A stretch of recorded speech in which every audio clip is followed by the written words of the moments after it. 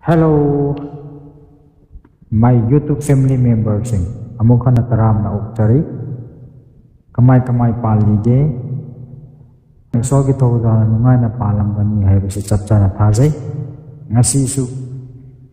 nungay ba imong family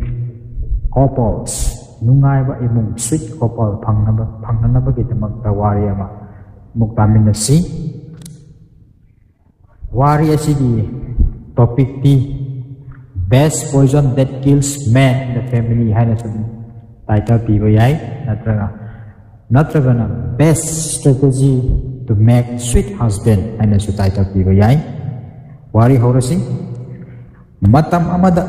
yam na phajaba nupi amase magi luhong laba matung chahi kharagi matungda mahaki family life marriage life yum panbagi punsi ase mahak fed up habdi pilakpa khiba horakladuna mahak na magi nupa husband asibu hatningba wakhan phawakladuna mahak nupa adubu hananaba thorang toba horai aduna ayuk amase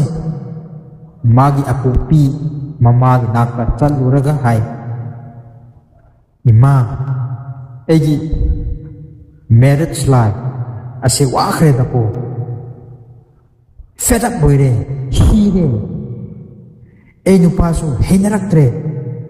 magi khupang aduga pang de basing adu ei support to bangam laktre ne haina haiki aduna ne ima ei hatningba loire hatningba na loire adubu law hai basi kibagi ei upai leite bani aduna nang ebu mateng pangba ngamgadra haina magona mateng nirami mothers mama na madu tabada macha nupi dubu ngai hak tang mun na yenglaga haidai yes ai 100% mateng pangba ngamgani haisi adubu karigumba thamak macha amatang ni nahak pangthok pataye haina haibi macha nupi daughters macam pina kari thabak mo dubu ima mahakpu tanthok naba mahakpu hanna naba orebi kari thabak oigera ei winning ni isana yana pangthok naba ei reti da leye ana komi adu mama na okay redi yam pare nahak chalaga maga peace santi leine deba hana hona gadabni adu oiradi mabu siba matamda kana amatana nangbu jingdaba si po oi leikai oigera police na oigera law na oigera nangbu su jing naroi nangna nangi dupa dubu hat pani haibasi kana amdal jing naroi aduna ihan hanbada first nang chalaga maga santi peace leinaba hona khigadabni haji ani subada mana nangbu yengba matamda nahakse naha manaba phajathoknaba natraga attractive onaba luna nana legadabani nasabu phajananaba tawgadabani ahum subada mabu luna jana phajana care tawbigadabani amasung mabu kiram khudingda nang thagat biba appreciate tawba ase heigadabani mari subada nahak patient khangba kangadabani mabu phajana nungsigadabani aduga less of jealousy kalakpa haibase nang toroidabani adu saruk magi pautaksing munna tabiyu loinana mabu ikai khumna biraga mana haibasing adu illu manga subada paisa sijinaba matamdasu magi damaktasu sijinau haibdi dress leibagi oigera chana thaknabagi leibagi oigera magi sarukku yapallu aduga mahakna nangi aningba apamba natraga sen marang kaina support toba pidaba matamdasu nahak sungsang sawanu taruk subada mabu hangganna kumganu haibdi don't speak against him kariguma matamda mahakna sauraga nangon na chirak pa nganglak pa matamdasu nahakna hanggatna pakum piganu reply tawganu adu saru mabu pukning hantaba awaba matamda oiresu mabu encourage tawbiyu adu oiragadi mana hek siba matamda di kanna sunanna hatpani haibase sukjing jingnararoi aduna hudingmaktu nahak tawba ngamgadra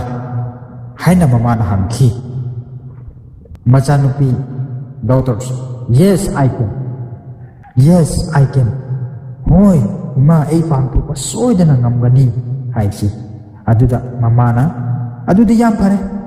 eina hairi pa mayam poison powder adu magi chak marak nungti da hapiru adu oiradi mahak tapna siraan haina thakre tha ama matungda machanupi do amuk mama manakta laktuna hai ima hujikki ei mabu hatnimbagi wakhaldo amuk leitre hatnimba lairadana mabu hina nungsiba pokre aduga mabu su completely ahomba leirakre aduta nataduna ina khallambadagi hina mahak na eigidamakta yamma afaba husband adu oirakre aduna ina hatnamagidamak piriba thakuriba poison sinadu kamai tawraga amuk lobthokadabe imana amuk mateng pangbiyu haisi madu haiba loiraga mahak ningamdaba phawrana yam thamoi sona kappa horakhi mothers mama maduda mamana hai ho ichanupi esuwaganu ho ina nahan piriba poison powder sing adu just masalani yaingang powder khaktani aduna maduda nangi nupadu sumsi siroi haisi ichanupi hujik eina haigadaba singse nahak na pukning changna tao madudi karino haradi kasing namakti nupi oiribi nahakse napuroiba kidamak nang napuroiba kidamak tension depression dispassion panghalaga tapna mabu sinabagidamagta poison di nahakni aduna nahak ina haiba ille hairaga mabu pukjel singna amuk nungsiraga ikai khumna piraga mabu thogat piba toba matungdagi magi punsida ahomba laktuna hojikti sweet husband oirakpa ngamkhre aduna maram aduna nupasingse tasengnamakti fattaba miniti oidabani adubu nupi ekhona fattaba wakhal mena yaudaba ipakhum feeling khalliba fattaba wakhal adusing duga relate tawba gini haibidi English sumaina hai our ways of relating with them determines their response and feeling toward us asini aduna aroibada nupi ekhona nupasingbu respectiva or utpa aduga dedicate tawba love nungsiba care aduga commitment oibiba taragadi nupasingse 100% ase nupi ekhogidamakta makoi ase available oye they stand for us asini haina tambisi